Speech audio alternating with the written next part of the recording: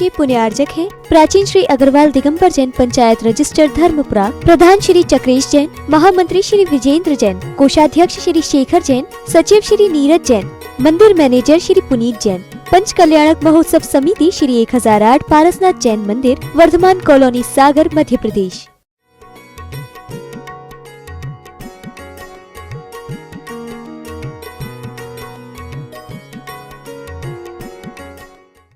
कि जो प्रभु स्तुति के लिए अच्छी सुरीली बांसुरी है लाए थे, बजा रहे थे, जिसकी आवाज सुनकर सब तन्मय हो जाते हैं, ऐसी सुरीली बांसुरी बांस बनकर के पीट सकती है किनको? जो प्रभु पथ पर चलने वालों को। कभी कभार एक और होता है, साधु और एक श्रावक।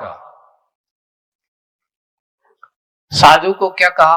साधु को कहा गया है कि वो अपने आगम को सामने रखे, शास्त्र को सामने रखे, अपनी चर्या को तद्रूप चलता हुआ स्वाधीन वृत्ति को करे, पढ़े और चर्या करे।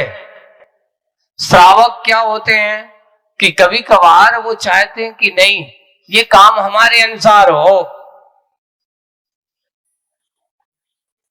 और अगर नहीं होता है तो फिर क्या करते हैं बताओ? बोले कि नाना प्रकार के उपसर्ग परीक्षा उनके सामने आ जाते हैं। वही बात है कि वो बांसुरी भी बांस का बन करके पीटना चालू कर देती है। जो भक्ति के काम के लिए आई थी, भगवान के गुणगान में सहयोगी बनने आई थी, आज वो उसकी मन की नहीं हुई तो किसके काम में? पिटाई के काम में ले लिए। उदाहरण देख लो आप कई उदाहरण मिलेंगे ऐसे कि एक उनका ले लो, गज कुमार मुनि महाराज है, छोटे से महाराज है, कितने साल के हैं? उस समय 11-12 वर्ष की उम्र है ना? संसारी जन देखिए, उन्हें वैराग हो गया। एक शर्म वर्मा का नाम मिलता है ना, उसकी बिटिया का संबंध, वो राजकुमार जब थे और राजकुमार को देख करके उन्होंने सोचा कि चलो अच्छा है, सुंदर है, युवा है, और उन्होंने अपनी बिटिया का संबंध, शादी हुई नहीं थी, क्या किया था? संबंध ही किया था, पक्का किया था, सगाई जिसे कह दो। हाँ? और संबंध पक्का हुआ था किनका? गज कुमार से, उनका। लेकिन इधर पिता को वैराग हो गया तो बेटा कहता है, पिताजी ये बताओ। पिताजी ने कहा कि अब ये राज तुम्हें संभालो, मैं तो चला दीक्षा लेने। तो बेटा कहता ये बताओ तुम दीक्षा क्यों ले रहे हो? बोले संसार में सुख नहीं है, इस राजपाट में कहीं सुख नहीं है, अब मैं इस राजपाट से मुक्त होकर के मैं तो अपना आत्म कल्याण करना चाहते हो। तो बेटा कहता है कि ये बताओ, जिस मार्ग में, जिस राज्य में तुम्हें सुख नहीं तो मेरे ऊपर दुख क्यों पटक रहे हो? मेरे लिए दुख का भोज क्यों दे रहे हो? क्या मैं सुख नहीं चाहता? मैं सुखी नहीं होना चाहता? उन्होंने कहा तुम दीक्षा लो या ना लो, मैं तो पहले लूंगा।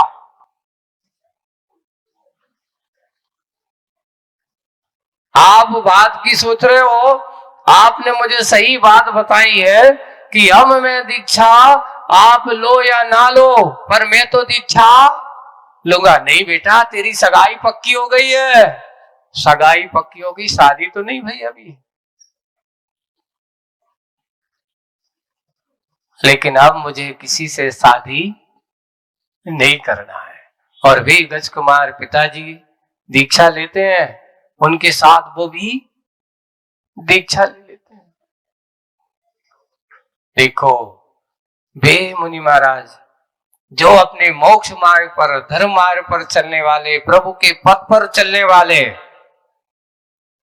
ऐसे ही मुनि महाराज, अब हुआ है कि वो सरब्रह्मा जो था उसकी बिटिया का क्या संबंध पक्का हुआ, इन्हें दीक्षा ले ली। उसको क्या हुआ, अरे संबंध टूट गया, उन्हें तो दीक्षा ले ली, उसको बेइज्जती महसूस हुई, गुस्सा आ गई। क्यों? इसने मेरे साथ क्या किया, धोखा दिया, मेरी बेटी के साथ छल कपट किया है, यहां आकर के संबंध पक्का करके यहां मुनि बन करके बैठ गया। क्रोध, गुस्सा, है ना, क्रोध और गुस्से में भरा हुआ उसने क्या सोचा, आज तो अभी मैं अपना बदला लूंगा। और कुछ समझ में नहीं आई तो वहीं जलती हुई सिगड़ी दिखाई दी और जाकर के उन्हें कहा कि अब देखते हैं। सुंदर सुंदर सिर पे वो सिगड़ी को, जलती हुई सिगड़ी को रख रहा है, चल रही, चलते हुए वो आग। मुनि महाराज कहते हैं अब जो भी है भैया, ये भी अपना एक परीक्षा है। और देखिए छोटे से, इतने से मुनि महाराज 11-12 साल की अवस्था है मात्र अभी, और इतना वैराग्य चरम पर पहुंच गया। अभी दीक्षा लिए ज्यादा समय नहीं हुआ है, कितना समय हुआ का कोई भरोसा नहीं है। वहां भगवान के समोचन में दीक्षा लेकर के आते हैं और बाहर आकर के बैठे हैं ध्यान में, और बैठ पता चलता है कि वे छोटे से मुनि महाराज उस उपसर्ग केवली की कोटि में आते हैं। उनको केवल ज्ञान हो गया। सोचो 12 वर्ष की उम्र में, ये तो 92 साल के लोग भी ये नहीं सोच पाते कि मुझे मुनि दीक्षा लेना है। 12 वर्ष की उम्र में उन्हें केवल ज्ञान हो गया और उसी समय उनको मोक्ष की प्राप्ति योग सर्व केवली ऐसा कोटि में उनके नाम लिया है। ऐसी ऐसी तो बोले कि कसाय के कारण से अंतर्कृत अंतर्मूर्त में, उपसर्ग के साथ साथ अंतर्कृत अंतर्मूर्त में उन्हें केवल ज्ञान हुआ, तो अंतर्कृत केवली भी है और उपसर्ग केवली भी है, ऐसा भी बन सकता है। तो दोनों ऐसे केवली भगवान जिन्हें मोक्ष कहां से गए सो गए। और कई मुनि महाराज, सुकमाल मुनि महाराज की कथा पढ़ो आप, है ना, सुकोसल मुनि महाराज की कथा पढ़ो आप। जब इन मुनि महाराजों की कथाओं को पढ़ते हैं तो लोग सोचते महाराज ऐसा हुआ होगा नहीं, ऐसा हुआ है, हुआ होगा नहीं, ऐसा हुआ है, पक्का श्रद्धा काल्पनिक नहीं है। मन की दृढ़ता और मन में जाओ संकल्प शक्ति दृढ़ होती है तो वहां पर बाह्य कितने भी उपसर्ग परीक्षाएं आ जाए, उनके अंदर कोई भावनाएं, कोई वैमनस्यताएं नहीं होती। और वही होता है कि बाहर जब किसी के मन की नहीं होती तो लोग क्या कहते हैं, भला बुरा कहने लगते हैं, आलोचनाएं करने लगते हैं। ये भी तो एक सबसे बड़ी बात, कुछ नहीं हमने तो थोड़ी सी बोलो, हम कहा डंडा मारो, डंडा थोड़ी कहा। एक सबसे बड़ी बात है, बाहर का डंडा से खतरनाक होता है वाणी का डंडा, जो आज सबसे बड़ा घातक होता है। आचार्य सिंह ने एक बहुत अच्छी हाई को लिखी है, ऐसे मुनि महाराज जो वास्तविक रूप से सत्यता है। कभी ना कहीं ऐसा होता है कोई बुरा कहता है तो उस समय तो उन्होंने लिखा है, आलोचना से लोचन खुलते हैं, आंखें खुलती हैं। लोचन अर्थात आलोचना से लोचन खुलते हैं, सुस्वागत है। किसका स्वागत है?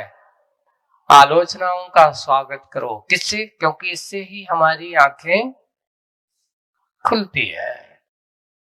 कभी बुरा मत सोचिए, जब कोई तुम्हारी आलोचना करे हम उग्र मत हो जाओ। लगता है कहीं ना कहीं कोई कमी है, आज मेरी आलोचना कर रहा है, अपने आप को संभालो, आंखें खोलो। जानो,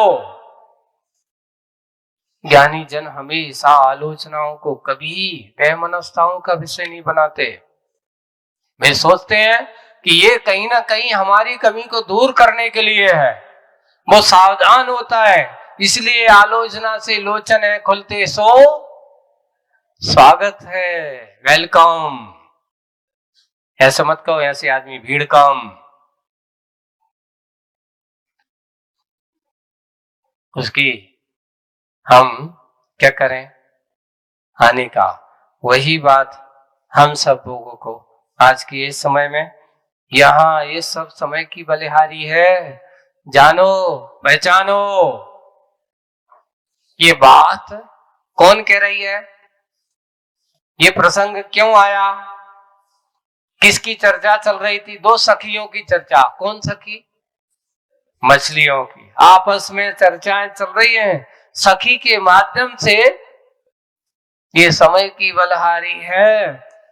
ये आज के समय में आप लोगों को भी यथार्थ बात, वो बात मछलियों की बीच की थी, पर यहाँ इन मनुष्यों के बीच भी ऐसी ही चल रही है। वो बात को करते हुए वो समझा रहे कि मत जा, आज बड़ा विचित्र है, ये समय ठीक नहीं है। तो आगे अब क्या कहती है? आगे मुख माटी में चलते प्रसंग, सखी की बात सुन कर मछली पुनः कहती है, यदि तुझे नहीं आना है तो मत आ। सखी की बात अब उसने तरह तरह से उसने बता दी कि आज ऐसा हो रहा है। दया की बात करने वाले नहीं है भैया, झंडा पकड़ने वाले भी डंडा लेकर के महाद में दौड़ते हैं। बड़े बड़े शास्त्री भी शास्त्र लेकर के नहीं, शस्त्र लेकर के पीछे पड़ जाते हैं। और बड़े बड़े बांसुरी वादक जो भगवान की भक्ति में बजाते हैं, वह बांसुरी कब डंडिया बन जाए, पिटाई करने वाले बन जाते हैं। इसलिए सोच ले कहां जा रही है। मछली ने, जो जाने वाली मछली, उसको ऐसा समझाया। अब समझाने के बाद तो वो कहती है, सखी की बात सुनकर मछली पुनः कहती है, यदि तुझे नहीं जाना मत आ, परंतु उपदेश देकर व्यर्थ में समय मत खा। मेरा समय व्यर्थ में मत खा, यानी बर्बाद। खाने का अर्थ खाना नहीं है, मेरा समय बर्बाद मत कर। और सहेली के बिना अकेली ही चलती मछली सामायिक सूक्तियां छोड़ती हुई, यानी पूरी ये सब बहुत सारी सूक्तियां उसने क्या डाली। इन सबको समाज की विसंगतियां हैं, समाज की दुर्दशाएं उसने बहुत सुना डाली। इन सबको सामाजिक सूक्तियां, इसको सामाजिक सूक्ति कहा, आध्यात्मिक सूक्ति नहीं कहा, सामायिक। ऐसी जो समसामयिक की सूक्तियों में घटित होकर के देखी जाती हैं, इसलिए वो सामायिक सूक्तियां छोड़ती हुई प्रत्येक व्यवधान का सावधान होकर सामना करना नूतन अवधान को पाना है, या यूं कहो इसे अंतिम समाधान को। बहुत अच्छा समाधान है कि हम परेशानियों से डर जाते हैं, वो ऐसा परेशान करेंगे तब हम क्या करेंगे। तो वो कहते हैं प्रत्येक व्यवधान, जो बाधाएं हैं, समस्याएं हैं, प्रत्येक समस्याएं कहो, व्यवधान कहो, सावधान होकर के कैसे हो जाओ, व्यवधान को सावधान होकर के सजग हो जाओ, डरो मत। क्या करेगा, क्या कहेगा, कौन क्या कहने वाला है। अरे काम करने वाला जो होता है वो सोचता है कि भाई अपन को काम करना है, अपना लक्ष्य को पाना है। तुम कहो कि दूसरों के केवेस है, दूसरों के केवेस है, अगर आप पीछे हट गए तो क्या होगा, छोड़ छाड़ के भग जाए। एक बहुत अच्छी कहानी सुनाते थे मुनि श्री क्षमा सागर जी महाराज, बहुत आपको सुनाता हूँ, बहुत अच्छा। वो कहानी थी कि एक महाराज अच्छे संपन्न परिवार के बड़े, है ना, उन्हें बैराग हो गया। अब बैराग हो गया, बस अपने सब कुछ छोड़ छाड़ करके वन में आराम से बैठे हैं, ध्यान में लीन है। तभी क्या हुआ कि आहार के ध्यान करने के बाद थोड़ा सा क्या कर रहे हैं, एक सलाह है ना, सलाह पर विश्राम कर रहे हैं। और उन्होंने थोड़ा सा चला ऊपर नीचे ऊपर हो गए तो एक पत्थर लिया, एक पत्थर को सराने रख लिया। बहुत अच्छे सुनाते थे महाराज। और जब उनसे एक व्यक्ति गया, अब उसको मालूम था कि फलाने रही सेठ रहे हैं, अच्छे बड़े खानदान के हैं, अब महाराज बन गए। तो अब महाराज ने सोचा वहां जाकर के वो अपने आराम से थोड़े लेटे हैं, उस आदमी ने जाकर के देखा और देखते ही साथ गए, देखो महाराज तो बन गए लेकिन अभी भी तकिया की आदत नहीं गई, अभी भी तकिया चाहिए पड़ा था। रखो का है पत्थर, देख कर रहा, वो तकिया देख रहा है। अब सोचो महाराज के कानों में वो बात पड़ गई,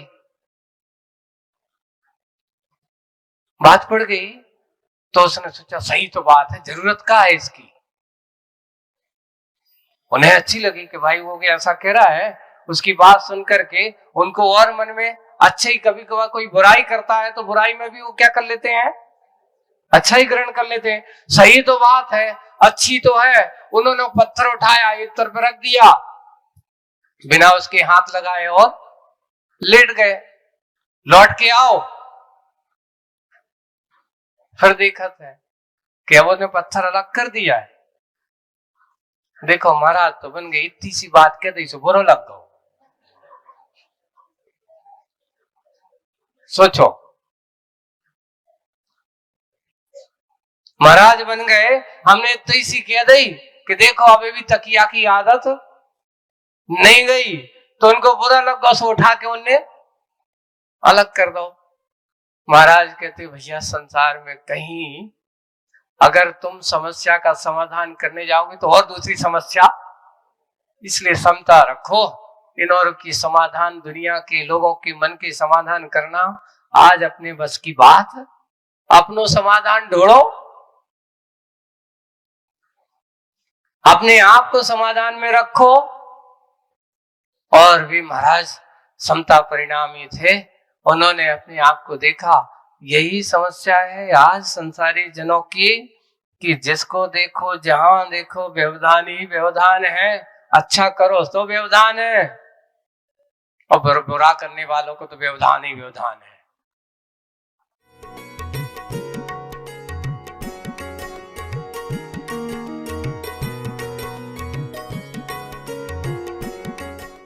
इस कार्यक्रम के पुण्यार्चक थे प्राचीन श्री अग्रवाल दिगंबर जैन पंचायत रजिस्टर धर्मपुरा, प्रधान श्री चक्रेश जैन, महामंत्री श्री विजेंद्र जैन, कोषाध्यक्ष श्री शेखर जैन, सचिव श्री नीरज जैन, मंदिर मैनेजर श्री पुनीत जैन, पंच कल्याणक महोत्सव समिति श्री 1008 पारसनाथ जैन मंदिर, वर्धमान कॉलोनी, सागर, मध्य प्रदेश।